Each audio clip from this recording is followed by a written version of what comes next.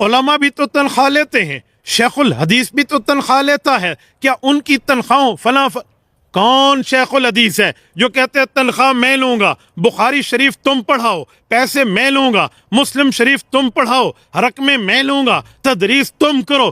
کون شیخ الحدیث ہے؟ کون ایسے کہتا ہے؟ جی امام بھی تنخواہ لیتا ہے، خطیب بھی تنخواہ لیتا ہے۔ کون امام ہے، کون خطیب ہے جو کہے امامت و خطابت کا مشاہرات تو میں لوں گا، تنخواہ تو میں لوں گا، پہ میرے اکاؤنٹ میں آئے گی، لہٰذا نمازیں عوام پڑھائے؟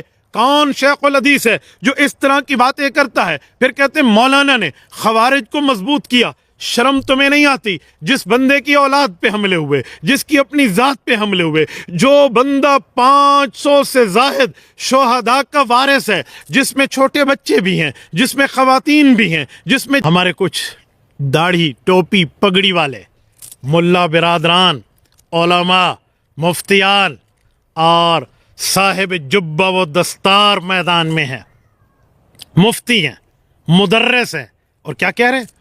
مولانا نے شہداء کی تکریم نہیں کی، مولانا کو الفاظ واپس لینے چاہیے، ہم شہداء کرام کی ماؤں سے معافی مانگ رہے ہیں۔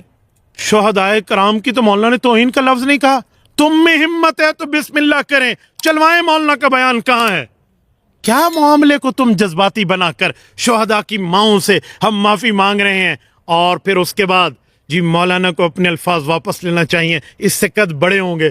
بھائی ہم نے جو کہا ہے ہم اس کے ذمہ دار ہیں، ہم اس کے ذمہ دار نہیں ہیں جو تم نے سمجھا ہے۔ کون سی چیز کے ہم الفاظ واپس لیں؟ کون سی غلط بات کی ہے؟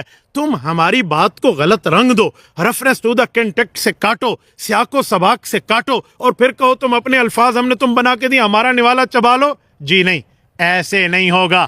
عوام دیکھ چکی ہے، عوام کو پتہ ہے، پاکستان کے لوگ آج سمجھ چکے ہیں کون آج ہاتھ چوم رہا ہے۔ مولانا میں نے تو درخواست کی تھی آپ سے ملاقات کی، مولانا نے کہا آؤ ملاقات کرتے ہیں، ہینڈلر کا فون آیا، سیدھا کراچی۔ اللہ اکبر! کہاں ملاقاتیں، کہاں باتیں، کیا معاملات؟ اور تم بیٹھ کے کہہ رہے مفتی عبد الرحیم صاحب میں آپ سے مخاطب ہوں، کیا آپ عالم دین نہیں ہیں؟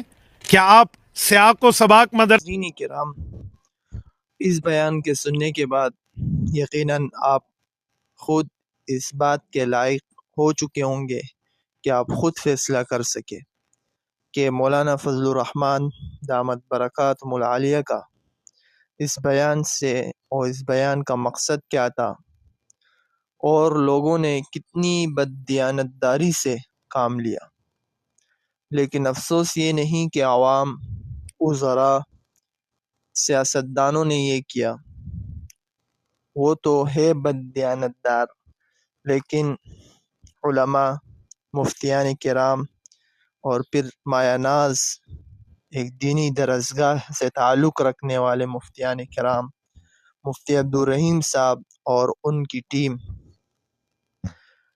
اور بڑے تجوید کے ساتھ الفاظ کو چبا چبا کر ان سے سوال کیے اور پھر ان کا جواب دیا، تو یقیناً اس سے معلوم ہو رہا ہے کہ یہ درباری مولا نہیں بلکہ درباری مولا چپڑاسی مولے ہے، اور اس میں کوئی شک نہیں کہ کتنی بددیانتداری سے انہوں نے کام لیا، اور اسی نیچ پر انہوں نے کام کیا جس نیچ پر وزراء اور اسٹیبلشمنٹ فوج کا ان کو حکم ہوا کہ آپ بھی ان ہی متعلق بیان ریکارڈنگ کروائے۔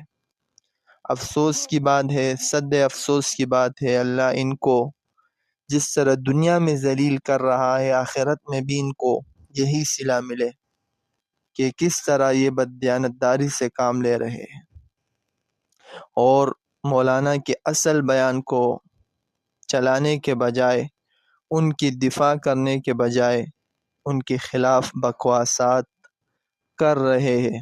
تو اللہ رب العزت ان جیسے فتنوں سے مسلمانوں کو، ہمیں سب کو محفوظ رکھے۔